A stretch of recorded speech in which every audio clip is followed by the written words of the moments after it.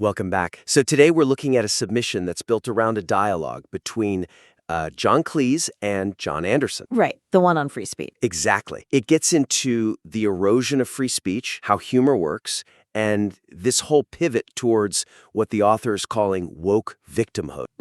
So let's jump right in. The first major hurdle I see with this piece is the precision or, the lack of precision in the terminology. Precision is generous. I'd argue the terminology is actually doing active damage to the argument. How so? Well, it leans so heavily on these labels, right? Woke people, victim culture. Yeah, there's that one moment where Cleese says the woke people don't understand the difference between teasing and just bullying. It's stated like a fact. It is, but it lands like an insult. And that's the weakness. The second you use woke people as this single entity, you've created a straw man. Right. You're not arguing against a philosophy anymore. You're arguing against a caricature you've just made up. It assumes the listener is already on your side, that they share your exact definition of that word. Totally.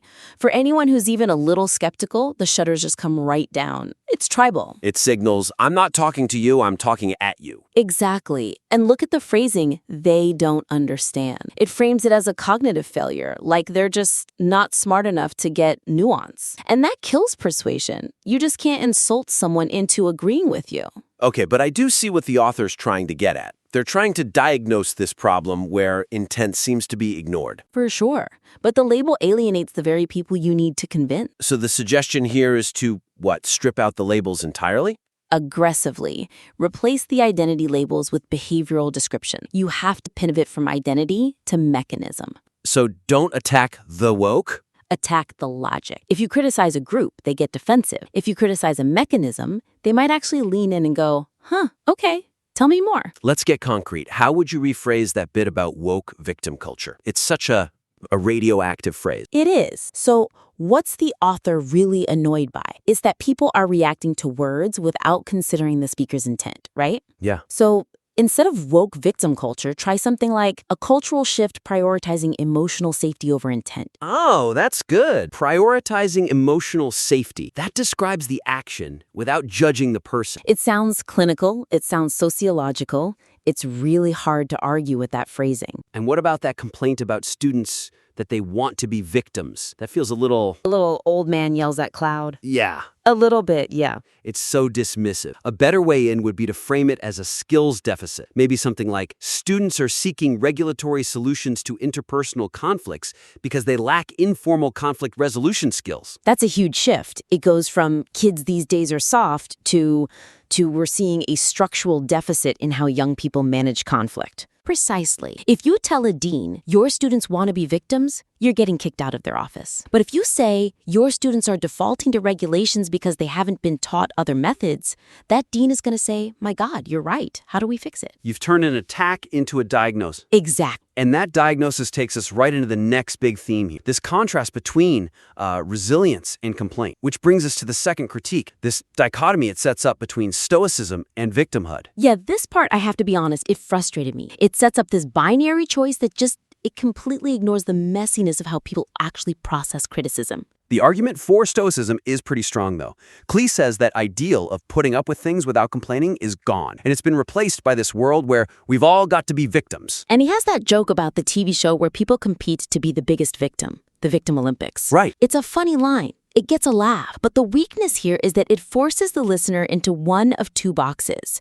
You're either a noble, silent stoic who feels no pain, or you're a whiny, complaining victim. There's no room for nuance. None. And what's so weird is that later in the text, Cleese himself points to the middle ground. He has that brilliant line about asking, is there an element of truth in this criticism? Ah, right. That's the gold. That's the smartest part of the whole piece, and it gets buried under the Victim Olympics joke. It feels like he's sacrificing philosophical truth for a cheap laugh. So the hyperbole is entertaining, but it's undercutting the actual argument. Deeply. So the suggestion is to, explore the spectrum between those two extremes, acknowledge that, some complaints might be valid, but the response is what's broken? Exactly. You have to validate the person's reality a little bit before you can correct their reaction. If you just shout, stop complaining, you've already lost them. So how do you bridge that gap in the text? How do you save the Stoicism argument from being a caricature? I think you have to explicitly connect the decline of Stoicism to what Cleese calls painful learning. Don't just mourn Stoicism. Explain what it's for. Give it a modern utility. Yes. For example, the challenge isn't just that people want to be victims. It's that we've lost the tool of affectionate resilience, the ability to hear a hard truth without demanding, legal intervention. Affectionate resilience. I like that. It makes Stoicism sound warm, not cold and detached. It frames it as a social skill, not just bottling up your feelings. And honestly, I'd cut the TV show joke. Really? Cut it entirely? It's too easy. It's hyperbole. A much stronger argument would use a realistic example. Instead of a game show, describe a dinner party. Someone makes an edgy joke, it falls flat. It's a bit awkward. Okay. And instead of an awkward silence or a witty comeback, the reaction is a formal complaint to HR on Monday morning. That is much more chilling. Because it's real. The banality of it is what's scary. That shows the danger of this mindset way more effectively than some silly game show idea. It grounds it in the listener's actual life. And that idea of the dinner party versus HR, that brings us to context. And that whole section on teasing as a bonding mechanism. Right. And this is where the argument, I think, really starts to wobble. The defense of affectionate teasing is great. We all get it. Roasting a friend out of love. Mm-hmm. But the piece just fails to account for how communication has changed structurally. He uses the example of English or Australian culture, right? Where insults are a sign of love. The whole thing is set in a bar over a few beers. And it's a great image. It's nostalgic. But the weakness is that the whole argument depends on physical presence, on being in that bar. And they even admit that context is disappearing. They do, but they don't bridge the gap between bar humor and internet humor.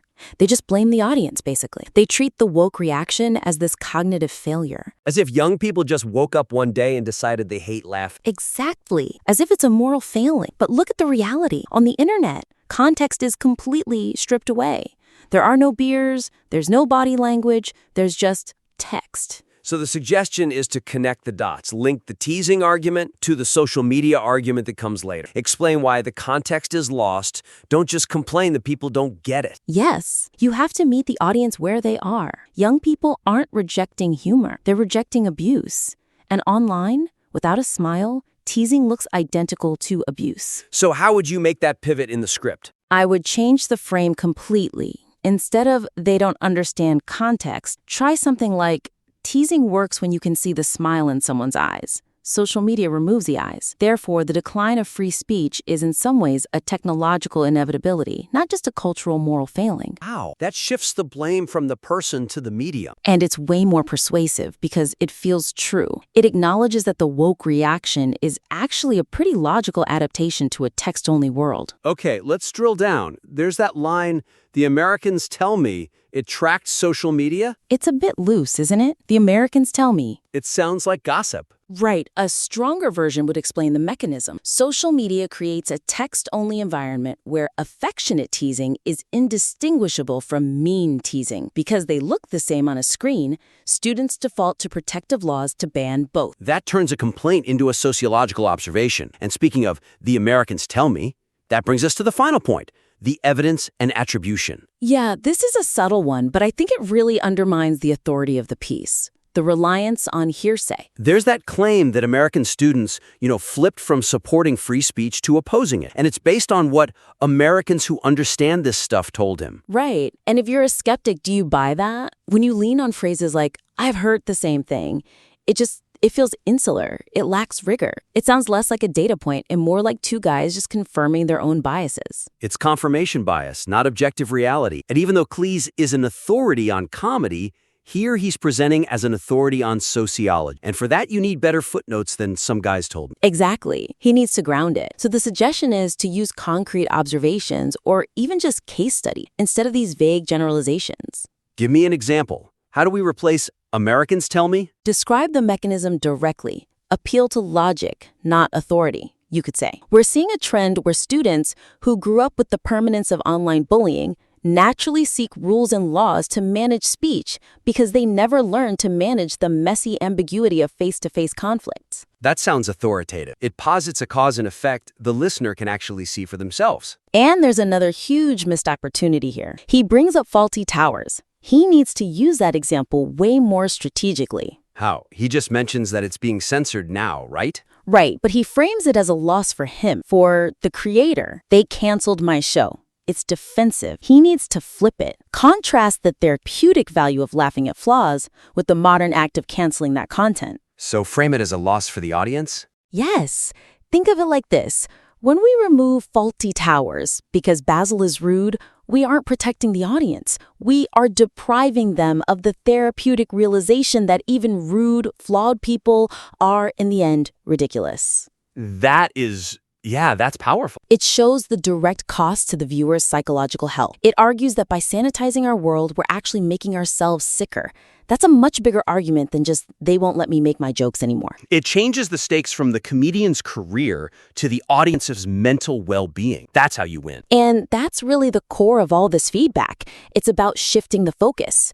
The draft is all about the speaker's annoyance. We need to shift it to the structural and psychological reasons for these changes. Elevating it from a reaction to an analysis? Absolutely, because the raw material is so good. Cleese's insights about teasing and criticism are profound, but they're wrapped in this defensive packaging. If we unwrap them and present them as observations, the whole argument becomes incredibly potent. Okay, so to recap, first, precision. Get rid of the loaded labels like woke. Right.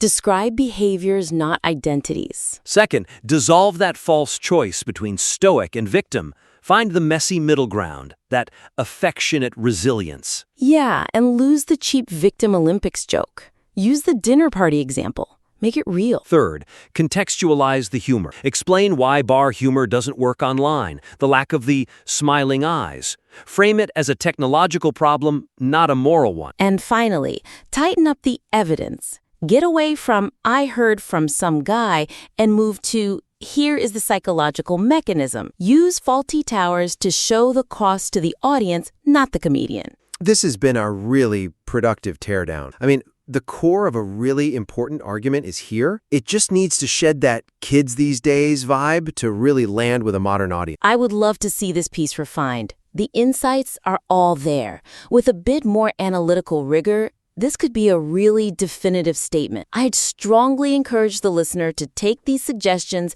apply them, and send it back in. We could polish this into something undeniable. Thank you for listening to The Critique. We look forward to seeing your revisions. Keep writing.